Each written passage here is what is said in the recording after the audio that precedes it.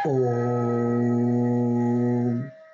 नमो भगवते वासुदेवाय। श्रद्धालु भक्तों, श्रीमद् भागवत महापुराण के तृतीय स्कंद के 17वें अध्याय के अंतर्गत हिरण्यकशिपु और हिरण्याक्ष का जन्म तथा हिरण्याक्ष की दिग्विजय का वर्णन है। इसके पूर्व आप जहाँ तक कथा श्रवण कर चुके हैं उसके आगे का प्रस्तुतिकरण करता हूँ। श्री मैत्रेय जी ने कहा, विदुर जी, हिरण्याक्ष को देखकर देवता लोग डर के मारे वैसे ही जहां तहां छिप गए, जैसे गरुड़ के डर से सर्प छिप जाता है। जब दैत्य हिरण्याक्ष ने देखा कि मेरे तेज के सामने बड़े बड़े गर्विले इंद्र आदि देवता भी छिप गए हैं, तो उन्हें अपने सामने न देखकर वह बार बार भयंकर गर्जना करने लगा। फिर वह महाबली दैत्य वहां से लौटकर जल क्रीड़ा करने के लिए मतवाले हाथी के समान गहरे समुद्र में घुस गया, जिसमें लहरों की बड़ी भयंकर गर्जना हो रही थी।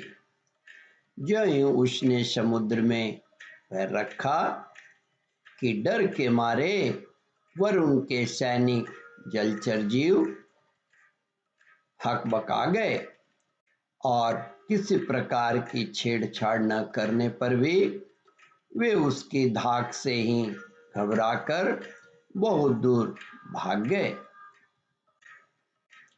महाबली हिरण्याक्ष अनेक वर्षों तक समुद्र में ही घूमता और सामने किसी प्रतिपक्ष को न पाकर बार बार वायु वेग से उठी हुई उसकी प्रचंड तरंगों पर ही अपनी लौहमय गदा को आजमाता रहा।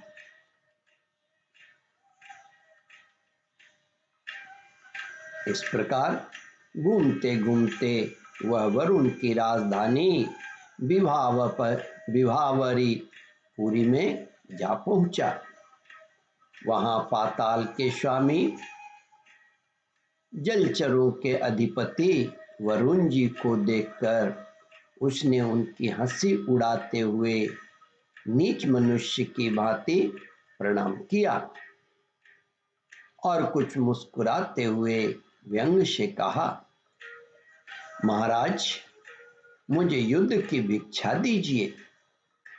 प्रभु, आप तो लोकपालक राजा और बड़े कीर्तिशाली हैं।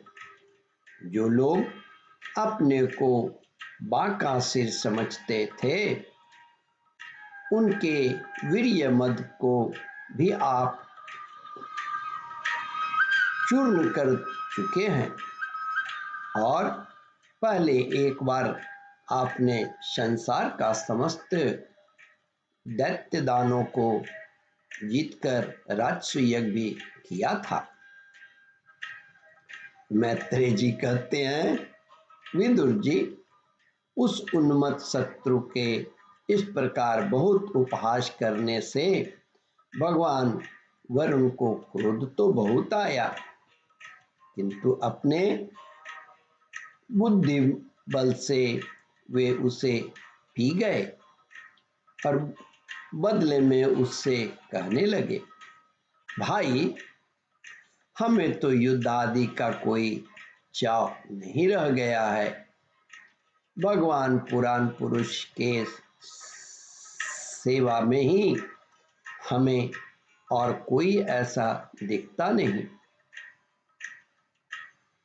भगवान पुराण पुरुष के सिवा हमें और कोई ऐसा दिखता भी नहीं है जो तुम जैसे रण कुशल वीर को युद्ध में संतुष्ट कर सके।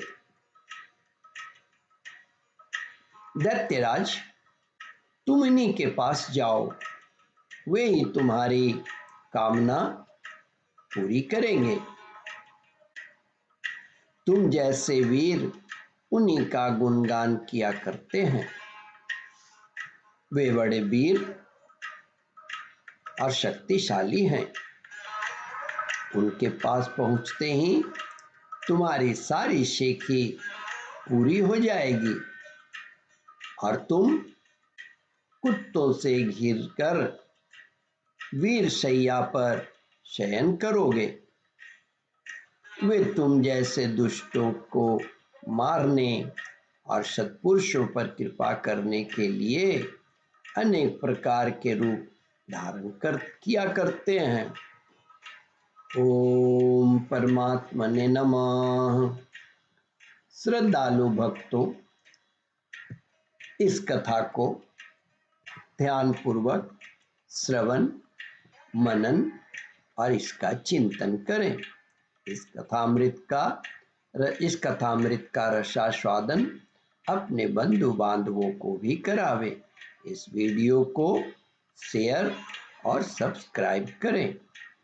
ओम परमात्मने नमः। श्रद्धालु भक्तों, यहाँ पर 17वां अध्याय समाप्त होता है। इसके आगे 18वां अध्याय प्रस्तुत करूंगा। ओम नमो भगवते वासुदेवाय।